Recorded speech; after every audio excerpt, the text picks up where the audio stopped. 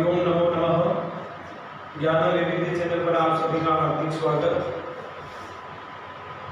तो छात्रों, हम वरिष्ठ उपाध्याय शास्त्री प्रथम वर्ष के अनुसार कारक प्रकरण अंतर्गत हम पढ़ रहे थे चतुर्थी विभक्ति का ही प्रयोग। अभी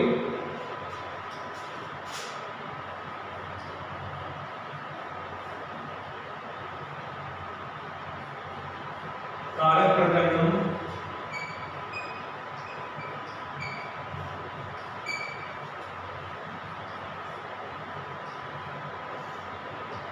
चतुर्थी विभक्ति। तो इसमें हमने सूत्र पढ़ा था परिक्रयणे संप्रदानम अन्यत्र स्याम नियत कालम भृत्याः स्वीकरणम परिक्रयणम तस्मिन् साधकतमं कारकम संप्रदान संयम वा स्यात्। हमने उदाहरण पढ़ा था शतेन शताय वा परिक्रीतः। ये पूर्व कक्षा में हम पढ़ चुके हैं, 100 से खरीदा हुआ। उसी के अनुसार आगे के सूत्र हम पढ़ते हैं। तादर्थ्ये चतुर्थी वाच्या, वार्तिक है तादर्थ्ये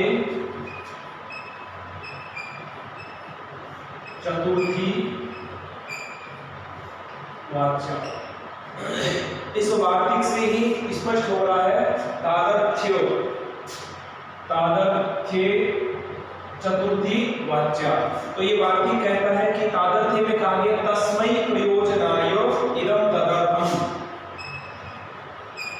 तस्मै प्रयोजनाय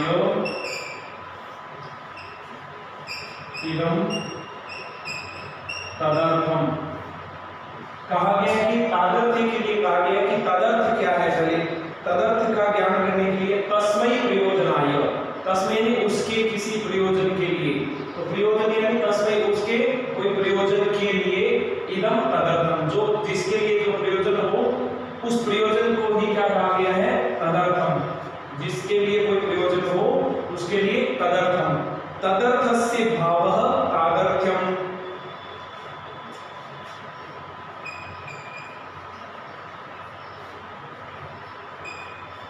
तदर्थस्य एव भावः, तदर्थ का जो भाव है वही क्या है, तादर्थ्यम। तदर्थस्य भावः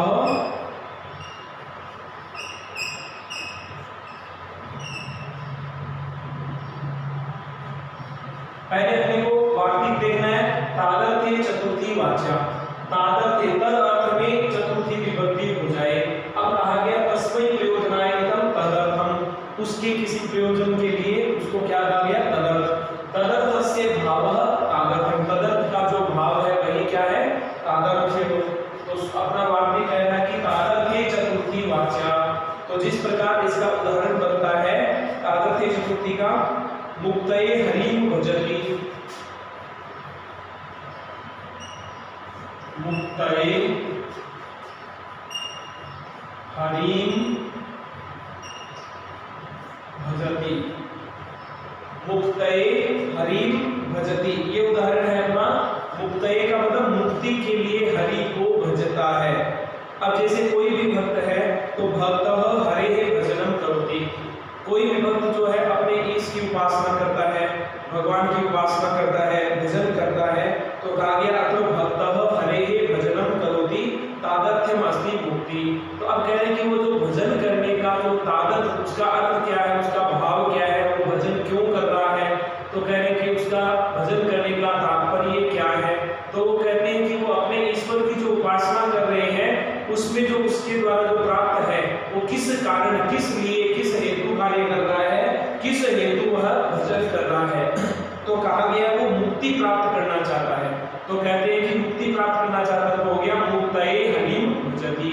तो कहते हैं कि हरि को किस लिए भजता है, मुक्ति के लिए भजता है। कोई भी भक्त है, भक्त हरिं भजति, इसका अर्थ होता है कि भक्त हरि हुआ हरेः भजनम करोति। इसका मतलब है कि भक्त जो है हरि का भजन करता है, या भक्त हरिं भजति, भक्त हरि को भजता है। अब वो हरि को भजता है, हरि की उपासना करता है, वो किस लिए करता है, किस कारण, किस प्रयोजन के लिए करता है। तो कहते तस्मै प्रयोजनाय, मुक्ति के लिए वह हरि को भजता है कि कि अपने को मनुष्य का जो जन्म मिला है इसमें हम हरि की उपासना करेंगे, ईश्वर उपासना करेंगे तो आगे से हमारे को मुक्ति प्राप्त हो जाए, ऐसा भाव। तो कहते हैं कि तादर्थ्ये चतुर्थी वाच्या इति वार्तिकेन तदर्थः अस्ति। तो यहाँ पर अपने को ये जब ये रूप सिद्धि उदाहरण बनाना है तो यहाँ पर कहते हैं कि मुक्तये हरि भजति इत्यस्य अर्थः भक्तः हरेः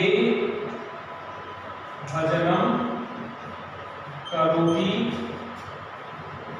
इत्यत्र तादर्थ्यम् अस्ति मुक्ति ही। अब कहते हैं कि इस वाक्य में तादर्थ्यम क्या है? मुक्ति। वो किस लिए बता है? मुक्ति के लिए। इत्यत्र फिर आ जाएगा अपने तादर्थ्ये चतुर्थी वाच्या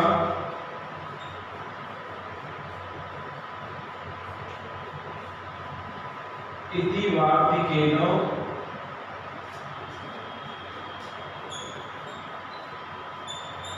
मुक्ति शब्दात् चतुर्थी विभक्त। इससे यहाँ पर संप्रदान संज्ञा आदि नहीं वाला, सीधे ही चतुर्थी विभक्ति हो रही है इस वाक्य के द्वारा। तो चतुर्थी विभक्त, तो यहाँ पर फिर रूप बन जाएगा अपना मुक्ति से चतुर्थी के एक वचन में मुक्तये हरिं भजति, यानी मुक्ति के लिए हरि को भजता है। हरि को भजता है तस्मै प्रयोजनाय, किस प्रयोजन से? मुक्ति के लिए प्रयोजन से। तो अपना वाक्य हो गया तादर्थ्ये चतुर्थी वाच्या। तो कह रहे कि तदर्थ का मतलब क्या हुआ कि तस्मै प्रयोजनाय एवं तदर्थम तदर्थस्य भाव इति तादर्थ्यम। तो कह रहे कि जो भजने का जो प्रयोजन मुख्य है वो क्या है? मुक्ति है। तो मुक्ति को हम क्या कहेंगे? तादर्थ्यम कहेंगे। तादर्थ्य के अंदर तादर्थ्ये चतुर्थी वाच्या से चतुर्थी विभक्ति हो जाएगी, तो मुक्ति शब्द से बन जाएगा मुक्तये हरिं भजति।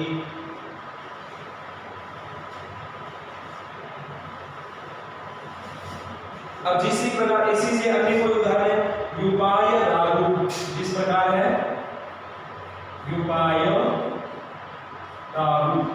युपाय दारु का मतलब दारु है वृक्ष। तो कहते हैं वृक्ष इसलिए युपाय, लकड़ी के लिए, ईंधन के लिए। इसी तरह कहते हैं कुंडलाय हिरण्यम, हिरण्यम यानी सोना। तो कहते हैं कि सोना किस प्रयोजन के लिए होता है? कुंडलाय, यानी कुंडल आदि कानों में पहनने के जो कुंडल है, आभूषण है, तो कहेंगे आभूषणाय कुंडलाय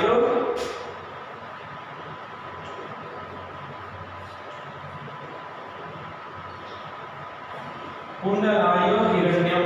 कहते हैं कि कुंडलों के लिए सोना, हिरण्य। ओदनाय तंडुलाः, ओदनाय तंडुलाः। अब कहते हैं कि जो चावल है वो किस लिए? भात बनाने के लिए। तो कह रहे हैं कि तादर्थ्य वहां पर क्या है? ओदन। तो कहते हैं जो चावल है वो किस लिए? भात पकाने के लिए। हिरण्यम सोना जो है वो किस प्रयोजन के लिए? आभूषण निर्माण के लिए। तो आभूषणाय भी कह सकते हैं। कुंडल निर्माण के लिए तो कुंडलाय। दारु यानी वृक्ष किस लिए? ईंधन के लिए, लकड़ी के लिए, काष्ठ के लिए। तो युपाय दारु। इसी प्रकार से आप तादर्थ्ये चतुर्थी वाच्या इस वाक्य के अनुसार और कहीं भी उदाहरण बना सकते हैं। आगे बनता है जो इसी का एक उदाहरण जैसे बनता है वस्त्रेभ्यः। वस्त्रेभ्यः के अंदर चतुर्थी बहुवचन का रूप है कार्पासम। कार्पासम का मतलब कपास, कपास यानी रुई।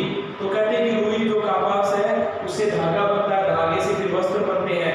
तो आगे जो कहते हैं कि कार्पास का क्या प्रयोजन है? वस्त्रों के लिए। तो कहते हैं कि वस्त्रेभ्यः कार्पासम। असु इसी क्रम में आगे एक बात है कृपि संपथ्यमाने च।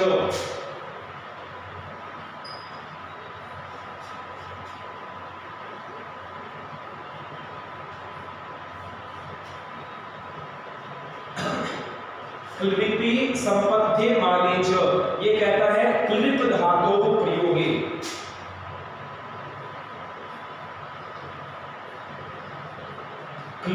धातु, कृत धातु के प्रयोग में, कृत धातु को प्रयोगे तत्समानार्थकानां संपद्यमान, कृत धातु के प्रयोग में उसी का कोई समानार्थक कोई पद हो, जिस प्रकार संपादनम आदि, तो कहते हैं कि वहां पर भी क्या हो जाएगी, चतुर्थी विभक्ति। तो कहते हैं कि कृत पद का जो समानार्थक पद है संपद्यमान, तो इसका जिस प्रकार उदाहरण बनता है भक्ति ज्ञानाय कल्पते,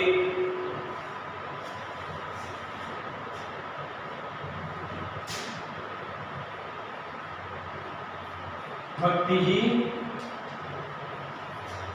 ज्ञानाय कल्पते।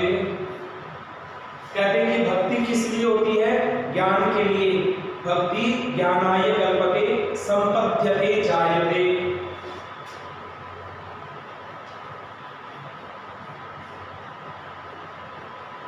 जायते वाक्, ये कहते हैं कि कृत धातु जो है, कृत धातु का जो प्रयोग है तत् समानार्थक, उसी से संबंधित उसका समानार्थक कोई अन्य भी पद हो, संपादन हो या किसी भी अर्थ में हो, संपद्यमान अर्थ में हो, तो कहने का मतलब विकार रूपेण उत्पत्ति ही वा परिणाम, किसी भी विकार रूप में उसका जो उत्पत्ति हो रहा हो या उसका जो परिणाम हो रहा हो, उस अर्थ में कहा गया है त्रिपी संपद्यमाने च। इस वाक्य के द्वारा वहां पर क्या हो जाएगी, चतुर्थी विभक्ति। तो इसमें अपना उदाहरण बनता है भक्ति ज्ञानाय कल्पते। इस यहाँ पर विसर्ग भी कर सकते हैं और रेफ रकार भी लिख सकते हो आप। तो कहते हैं कि भक्ति ही ज्ञानाय कल्पते, भक्ति जो है वो किसके लिए होती है, ज्ञान के लिए।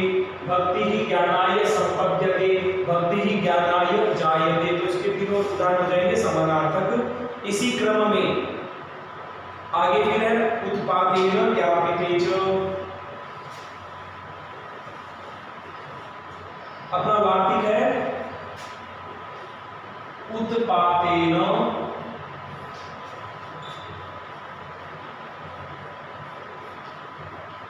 चयनी और उत्पादेन ज्ञापिते च। अब चय का मतलब और, क्योंकि अभी चतुर्थी विभक्ति का प्रसंग चल रहा है, तो इसी प्रसंग में ही अब कहते हैं कि आकस्मिक भूत विकारः उत्पादः अशुभस्य सूचकः।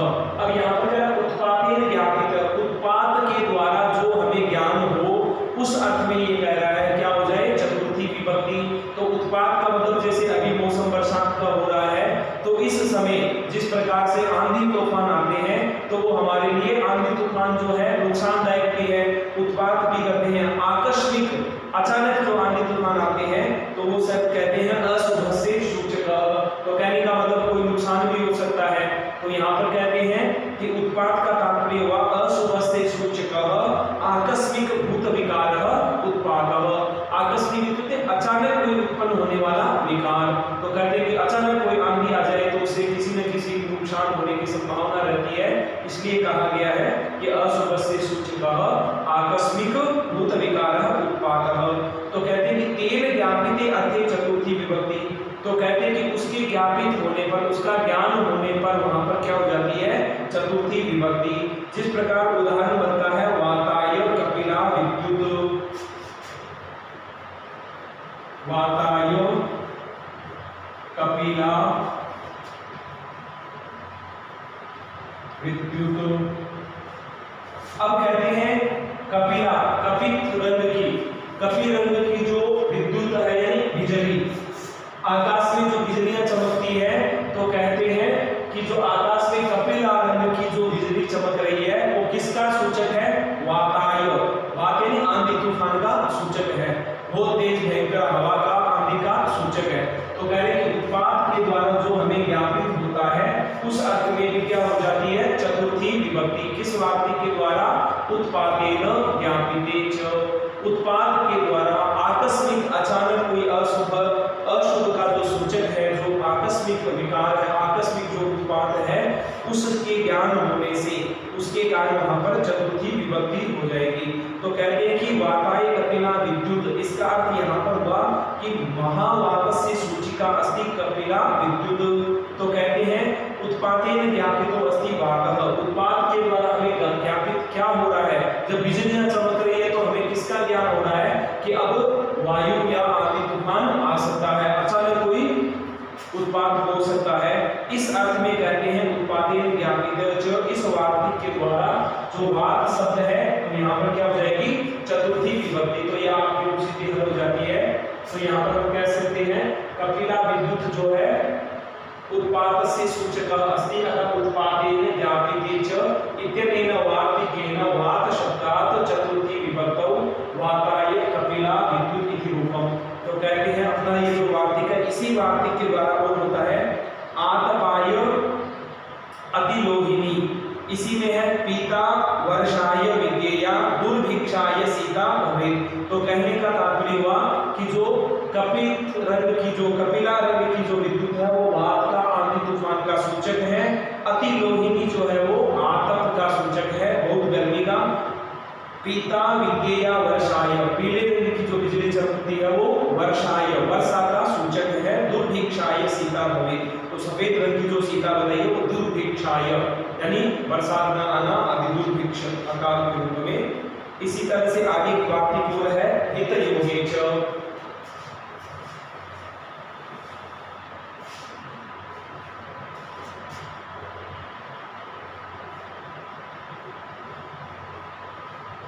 हित योगे च, वाक्य का हित योगे च क्या कहता है हितम इति शब्दस्य योगे यस्य उपकारो भवति। हित यानी हित से हित शब्द के द्वारा जिसका उपकार होता है, तस्मात् उपकृतात् चतुर्थी भवति। तो कहते हैं कि हित योगे कहता है हित शब्द के प्रयोग से यानी जिसका हम कोई उपकार करते हैं, जिसका हम कोई कार्य करते हैं, जिसके लिए हम श्रेष्ठ उपकार कर रहे हैं, तो उस अर्थ में हित योगे च इस वार्तिक के द्वारा वहां पर चतुर्थी विभक्ति हो जाती है। तो इसका उदाहरण बनता है जिस प्रकार ब्राह्मणाय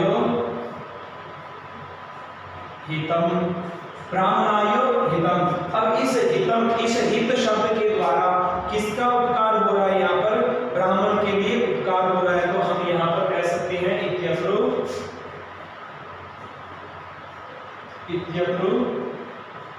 हित योगे च इति वार्तिकेन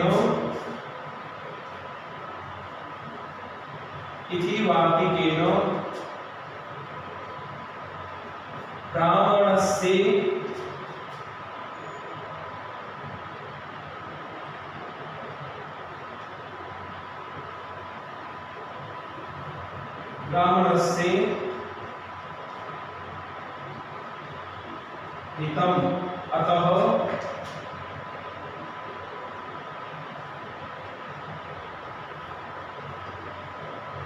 ब्राह्मणाय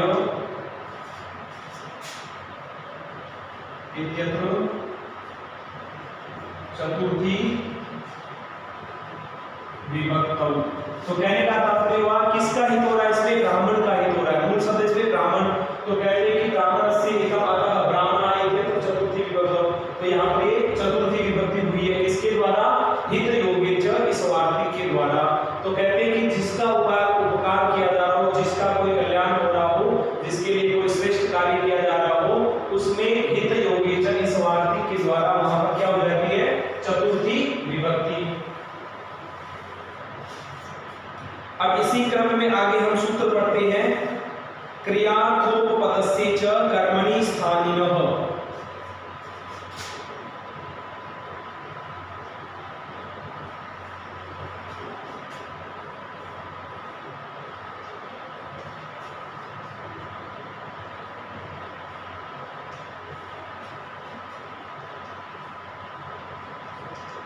अपना सूत्र है क्रियार्थोपपदस्य च कर्मणि स्थानिनः।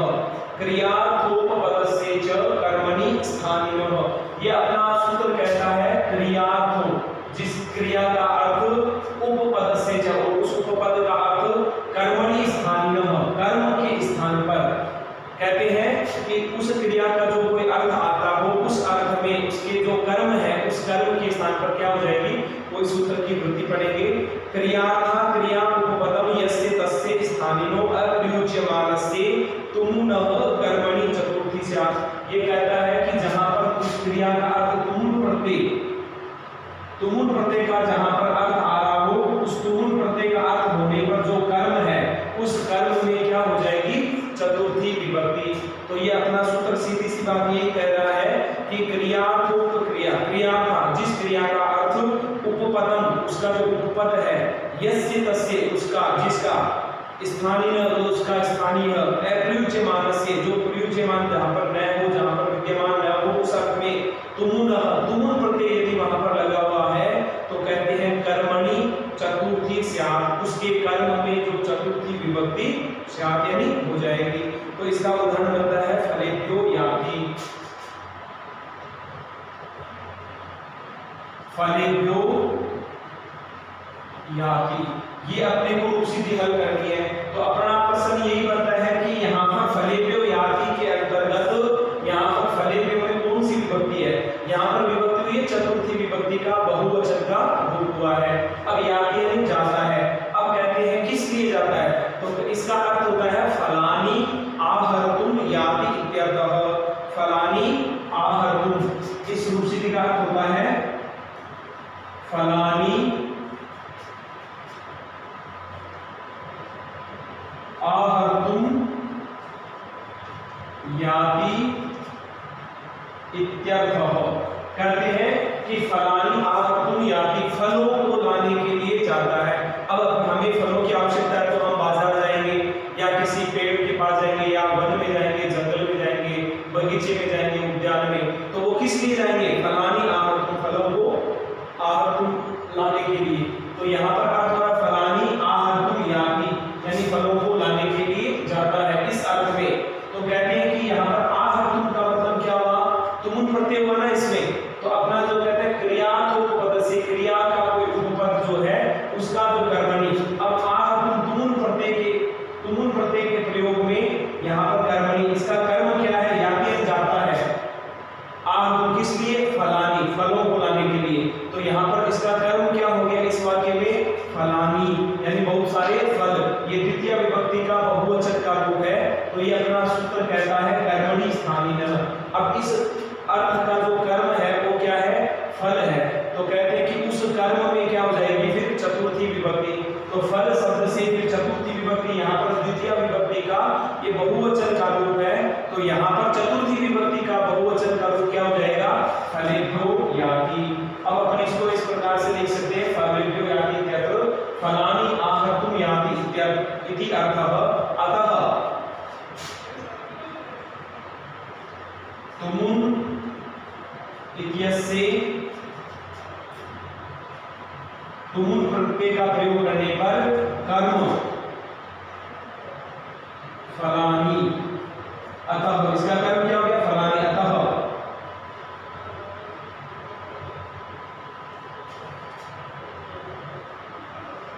क्रियात्मक पद से च कर्मणि स्थानीयः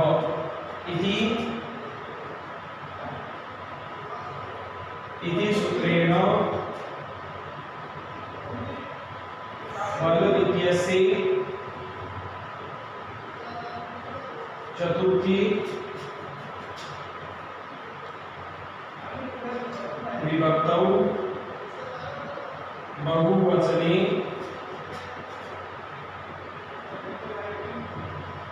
फलेभ्यो याति इति रूपम सिद्धम्।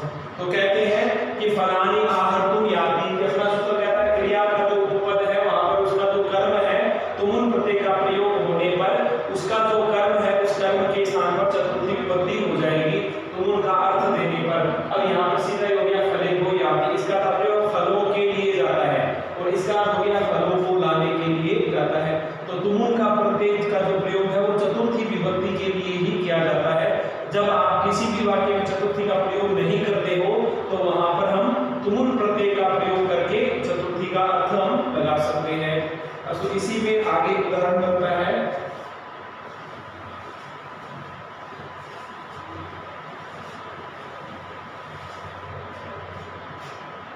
नमस्कुर्मो नरसिंहाय।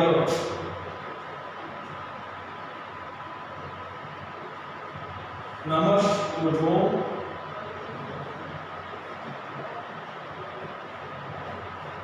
नमस्कुर्मो नरसिंहाय। कहते हैं नरसिंहम अनुकूलयितुम नमस्कुर्मः।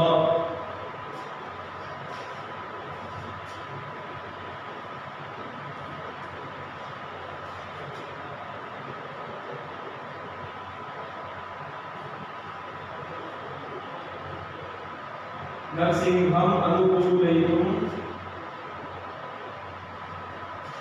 नरसिंहम यानी भगवान नरसिंह को अनुकूलयितुम नमस्कुर्मः,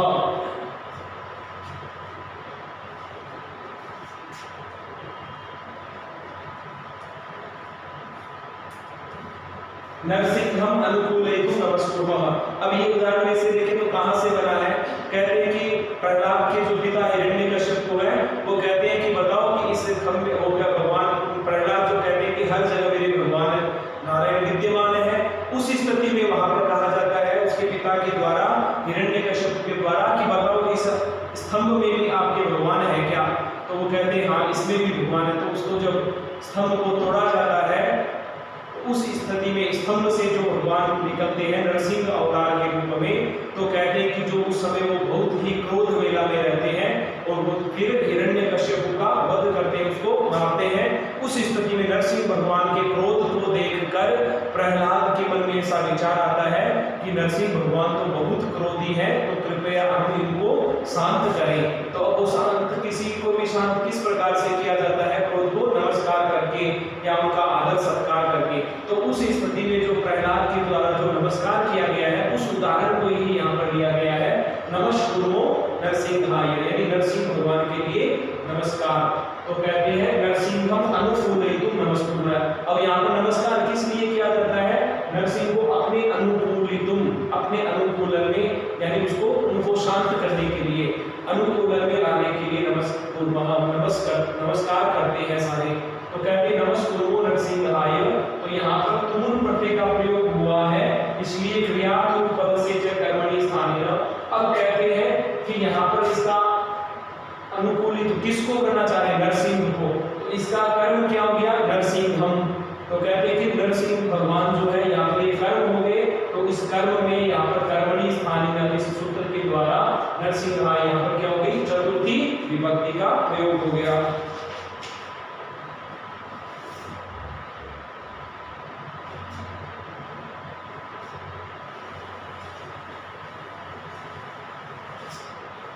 इसी क्रम में आगे सूत्र पढ़ते हैं तुमूर्थात् च भाववचनात्।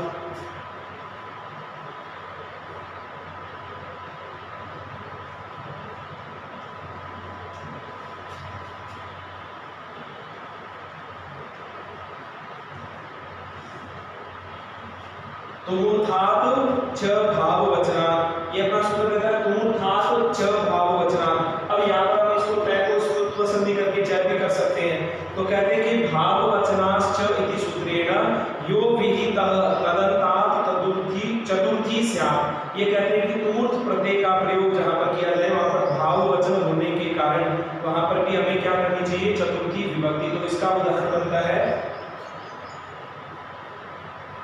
यागाय याति। यागाय याति का मतलब हो गया यष्टुम याति, यष्टुम याति इत्यर्थः। यष्टुम मतलब यज्ञ करने के लिए जाता है, यज्ञ के लिए जाता है। तो तुमुल प्रत्यय का प्रयोग होना यहाँ हो गया यष्टुम याति। अब कहते हैं किस लिए जाता है? यष्टुम यानी यज्ञ, यज्ञ यज धातु से प्रयोग भाव अर्थ में, कहते हैं कि भाव अर्थ में वहां पर बनता है यागः, यागः।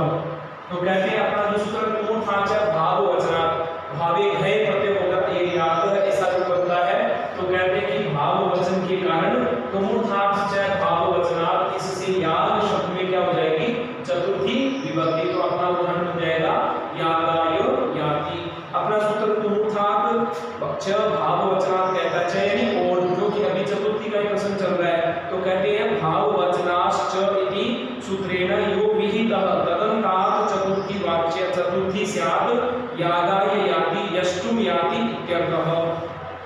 अस्तु, चतुर्थी विभक्ति का प्रश्न चल रहा है। आगे हम एक कक्षा चतुर्थी विभक्ति की और भी अपने। अस्तु, धन्यवाद।